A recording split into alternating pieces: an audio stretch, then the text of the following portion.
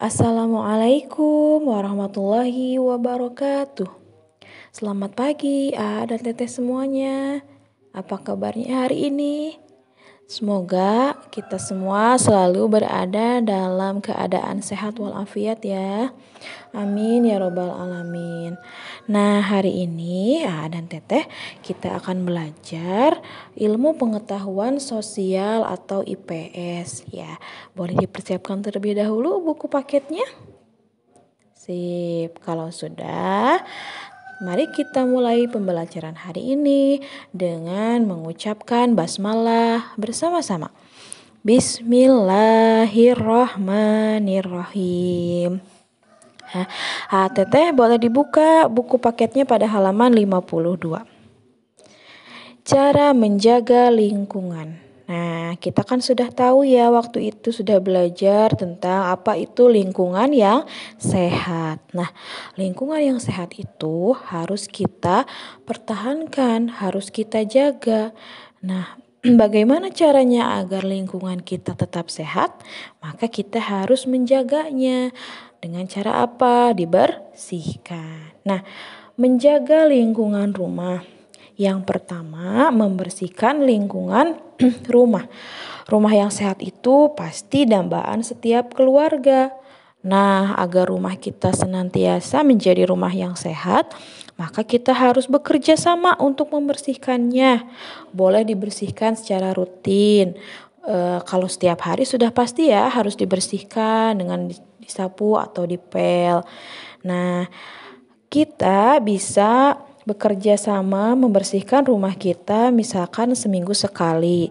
Setiap hari Minggu contohnya atau mungkin di hari libur kita dan anggota keluarga yang lain baik itu ayah, bunda, kakak atau adik ya bisa bekerja sama membersihkan rumah kita agar terlihat lebih bersih, lebih nyaman ya. Jadi kalau waktu gotong royong itu yang dibersihkan seluruh rumah, baik itu bagian dalam atau bagian luar ya. Jadi kalau rumah disapu, dipel, kemudian ventilasi udaranya, jendelanya dibersihkan juga. Kemudian halaman rumahnya ditata rapi, apa tumbuhan-tumbuhannya. Kalau misalkan ada pohon, kalau daun yang kering-keringnya itu boleh dibersihkan. Ya, seperti itu. Kenapa harus bekerja sama? Karena agar bisa dikerjakan lebih cepat ya, lebih selesai dan juga lebih ringan. Jadi tidak terlalu capek. Yang kedua, melakukan penghijauan di lingkungan rumah ya. Jadi melakukan penghijauan. Penghijauan itu artinya di sekitar rumah kita harus ada tanaman hijau. Dan teteh sudah tahu kan ya kalau tanaman itu dapat sehingga udara lebih terasa segar. Nah, penghijauan itu bisa dilakukan dengan cara menanam pohon di halaman. Ya, boleh menanam pohon apa saja yang atau kalau misalkan menanam pohon tidak bisa Bu karena halaman rumah saya terlalu kecil misalkan. Boleh menanam tanaman yang di pot juga tidak apa-apa. Itu juga sama termasuk penghijauan. Nah, dan teteh juga bisa melakukan penghijauan ini dengan cara bekerja sama ya. Kalau misalkan teteh itu bisa membantu yang pekerjaan yang ringan saja, misalkan memasukkan tanah ke pot atau bisa menabur bibit tanaman ke pot atau menyiram setiap hari ya. Kalau yang berat-beratnya mungkin bisa diserahkan pada ayah dan bunda. Nah, yang selanjutnya boleh dibuka halaman 54. Menjaga lingkungan sekolah. Sama, kita juga tinggal di lingkungan sekolah. Berarti kita juga harus membersihkan lingkungan sekolah kita. Dengan cara apa? Dengan cara rutin dibersihkan sama ya seperti tadi. Nah, kebersihan lingkungan sekolah juga adalah tugas kita bersama ya. tugas bersama yang ada di sekolah itu tidak hanya untuk kelas kerja sama saja, tapi untuk kelas-kelas yang lain juga bertanggung jawab untuk membersihkan lingkungan sekitar sekolah. Ya, kalau khusus lingkungan kelas kita, nah itu misalkan itu adalah tanggung jawab anggota kelas kerja sama. Nah, kerja bakti adalah kegiatan membersihkan lingkungan secara bersama-sama. Guru, siswa, dan petugas kebersihan sekolah harus ikut serta. Ya, semuanya punya kewajiban yang sama, yaitu menjaga kebersihan sekolah. Ya, sama sekolah juga, kelas kita harus bersihkan, dipel, disapu setiap hari, ya jendelanya harus dibuka setiap hari agar udara bisa masuk. Kemudian kalau banyak debu di jendelanya boleh dibersihkan. Selokannya, kalau misalkan di selokannya kotor juga harus dibersihkan. Ya, teman-teman bisa ikut andil berpartisipasi membersihkan lingkungan di sekitar sekolah kita. Paling tidak menjaga di kelas kita masing-masing harus senantiasa bersih ya. Tapi kalau misalkan di sekitar sekolah juga melihat sampah, meskipun itu bukan sampah kita harus bagaimana? Harus membersihkan ya, membuang sampah tersebut. Nah, untuk selanjutnya sama seperti yang tadi ya, di sekolah juga kita harus melakukan penghijauan ya. Kalau di kita alhamdulillah sudah ada ya, ada tanaman bunga. Kemudian di depan ada tanaman palem ya. Jadi insya Allah di sekolah kita sudah ada sudah ada penghijauan. Nah, di halaman sekolah kan itu terbilang luas. Kita bisa menanami banyak tumbuhan. Kalau di buku di sini sebagai contoh ditanami tanaman obat keluarga. Tanaman obat keluarga dikenal dengan singkatan toga. Ya, jadi di halaman sekolah kita bisa menanam tanaman toga ya, atau juga disebut apotek hidup. Nah, toga ini terdiri atas tanaman obat tradisional seperti daun sirih, jahe, kunyit, saga, dan jambu biji. Toga itu banyak manfaatnya. Daun sirih bisa untuk menghentikan mimisan misalnya. Jadi bisa ya nanti kalau misalkan Aa dan Teteh kita bisa masuk sekolah lagi. Bagaimana kalau kita menanam salah satu tanaman ini? Misalnya kita menanam jahe atau kunyit ya.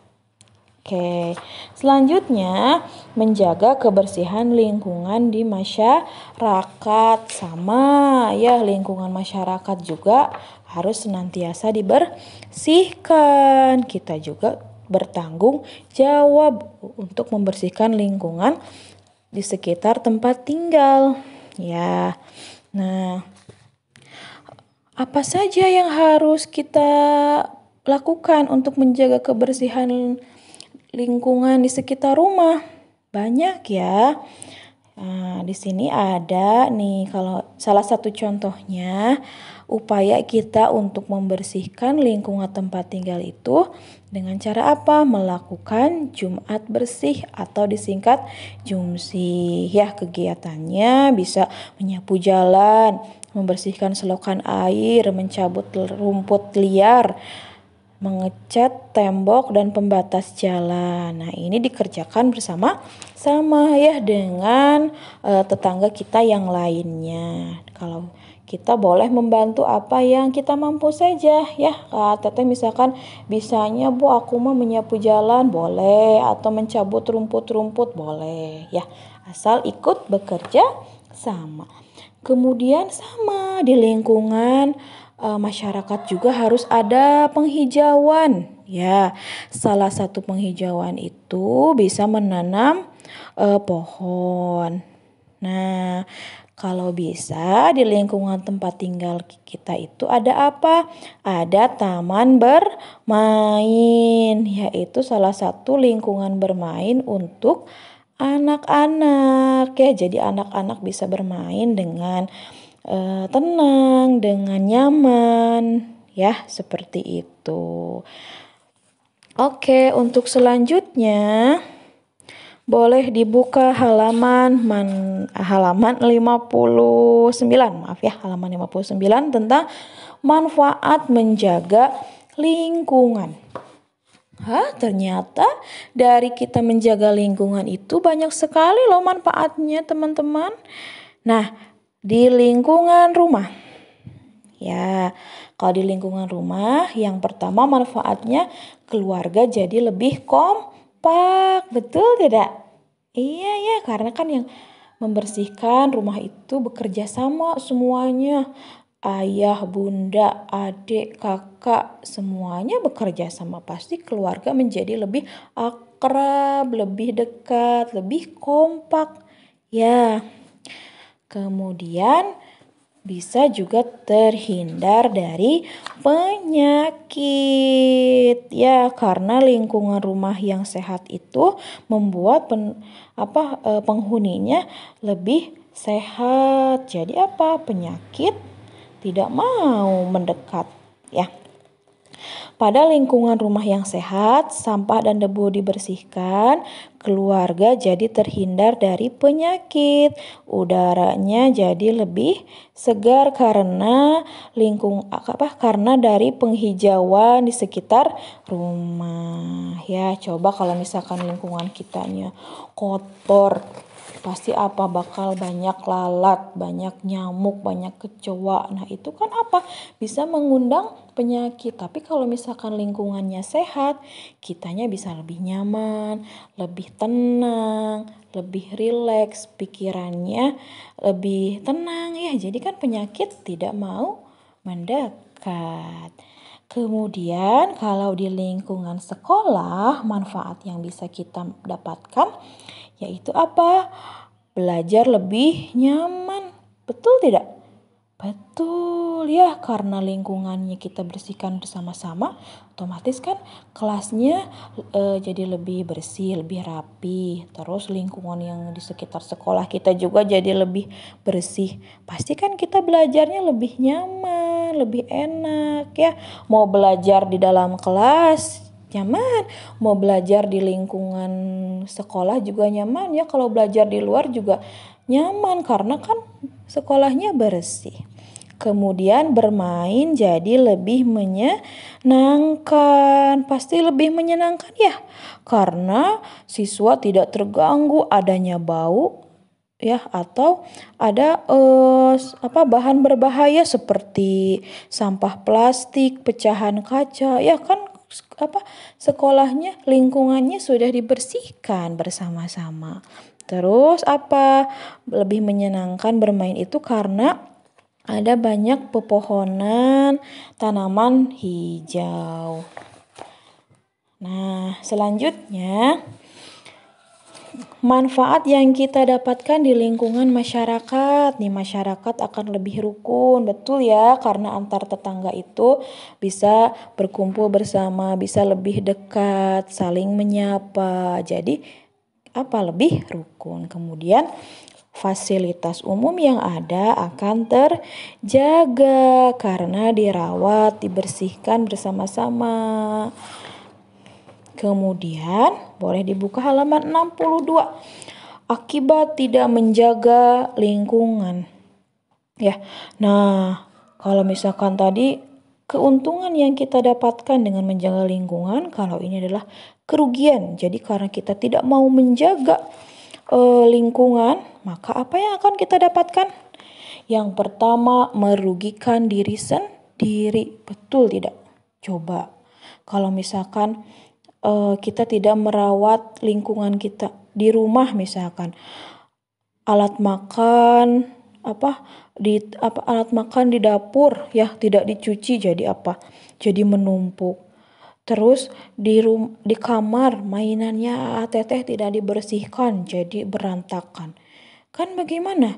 Kita jadi kurang nyaman mainnya, terus banyak mengundang semut, kecoa, ya. Jadi hal itu dapat merugikan diri sendiri, bisa menjadi apa? Sumber datangnya penyakit. Kalau misalkan di lingkungan sekolah, ini yang kedua nih, belajar menjadi tidak nyaman. Ya coba kalau misalkan kita berada di tengah-tengah tempat yang kotor kan pasti tidak nyaman ya. Nah, yang ketiga, kesehatan masyarakat terganggu. Ya, coba kalian akan merasa nyaman jika tinggal di lingkungan yang tidak sehat.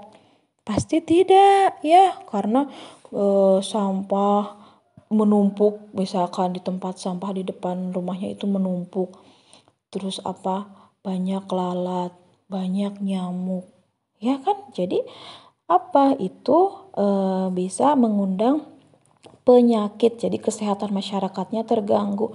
Ada yang pilek, demam berdarah, ya. Kalian pernah dengar gak?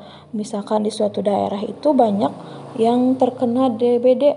Nah, itu mungkin bisa jadi salah satu penyebabnya karena tidak menjaga lingkungan. Kemudian yang terakhir, kegiatan bermain anak akan terganggu. Betul ya? Coba mau bermain di taman bermain, tapi di sananya banyak sampah, banyak debu. Jadi apa? Kita kan tidak nyaman mau mainnya, ya. Nah, begitu Aa dan Teteh. Mudah-mudahan penjelasan dari Bu Guru ada manfaatnya. Nah, lebih baiknya Aa dan Teteh boleh dibaca sendiri ya, dibaca ulang lagi materi yang Bu Guru sampaikan hari ini. Nah, selanjutnya Aa dan Teteh boleh mengisi kuis nih di halaman 58 ya. Di halaman 58, kemudian di halaman 64 dan 65. Oke? Sip, terima kasih ya sudah menyimak audio yang Bu Guru bagikan hari ini. Mudah-mudahan apa yang Bu Guru sampaikan ada manfaatnya. Terima kasih untuk perhatiannya dan mohon maaf apa yang Bu Guru sampaikan mungkin ada penjelasan yang kurang dipahami, mohon maaf. Yang benar datang dari Allah, yang salah adalah datang dari pribadi Bu Guru sendiri. Mohon maaf. Terima kasih atas perhatiannya. Wassalamualaikum warahmatullahi wabarakatuh. Kerjasama semakin mudah, ringan, dan cepat. Siap-siap, oke.